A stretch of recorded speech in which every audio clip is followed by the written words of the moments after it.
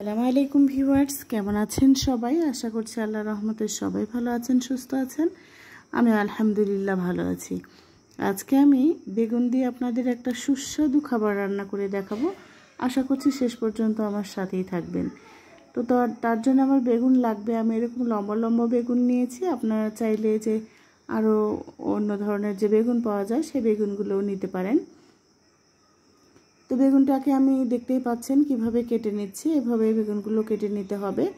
আর কি রান্না করছি সেটা আপনাদের সাথে শেয়ার করব। আশা করছি শেষ পর্যন্ত সাথেই থাকবেন, সম্পূর্ণ ভিডিও দেখবেন, সুন্দর একটা কমেন্ট করবেন। তো চুলাতে আবার কড়াই বসিয়ে দিলাম, দিয়ে 4টা শুকনা মরিচ আর সাথে মেথি আর জিরা ভেজে নিলাম। ওগুলো গুঁড়ো করতে হবে। আর বেগুন ধুয়ে পরিষ্কার করে পানি ঝরিয়ে নিয়ে তার ভিতরে হলুদ, লবণ আর মরিচের গুঁড়া দিয়ে দিলাম। এখন ভালোভাবে মেখে নিয়ে ভাজতে হবে। আর একটা উপকরণের সাথে অ্যাড করতে হবে সামান্য পরিমাণ চিনি। এই চিনিটা দেওয়ার কারণে বেগুন ভাজিটা অনেক সফট হবে। আর আমি যে রেসিপিটা করব এই রেসিপিটা আরও বেশি টেস্টি হবে। তো বেগুনগুলো দিয়ে এপাশ ওপাশ উল্টে ভেজে নিতে হবে। তো বেগুনগুলো প্রায় আমার ভাজা শেষ। ভিডিওটা বড় হয়ে যাবে বলে সম্পূর্ণ করে আর তোলা হয়নি। তো বেগুনটা ভাজা হয়ে গেছে। তারপরে চুলাতে আর একটা কড়াই বসিয়ে দিলাম, তার ভিতরে পরিমাণ মতো তেল দিয়ে দিলাম। তো এই রান্নাটা কার কার পছন্দ আর কে কে খেয়েছেন অবশ্যই কমেন্টে জানাবেন। এটা হচ্ছে আচারি বেগুন।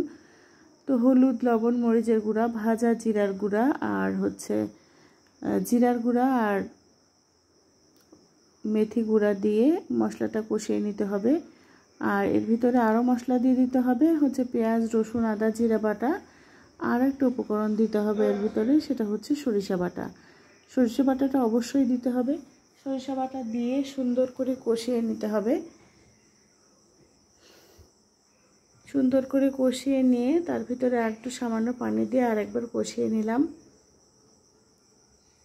তো যেসব ভাই বোনেরা আজকে প্রথম আমার চ্যানেলটি ভিজিট করছেন তাদের কাছে রিকোয়েস্ট রইল, প্লিজ আপনারা আমার চ্যানেলটি সাবস্ক্রাইব করবেন, লাইক কমেন্ট শেয়ার করে দিবেন। তো ভাজা বেগুন দিয়ে আলতো হাতে এপাশ ওপাশ উল্টিয়ে দিয়ে সামান্য পরিমাণ পানি দিতে হবে, কারণ এখানে বেগুন যেহেতু ভাজা সেদ্ধ করাই আছে।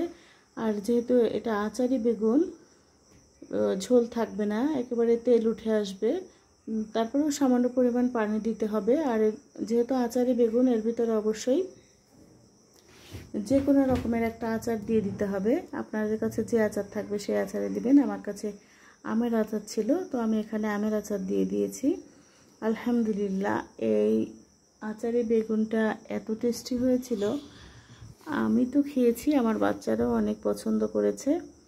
আর এর কালারটা যা সুন্দর হয়েছিল, দেখে মনে হচ্ছে যে আচার। তো আপনারাও চাইলে এরকম করে বানিয়ে নিতে পারেন একেবারে সহজেই। সাথে থাকার জন্য ধন্যবাদ। আজ এ পর্যন্ত। আসসালামু আলাইকুম।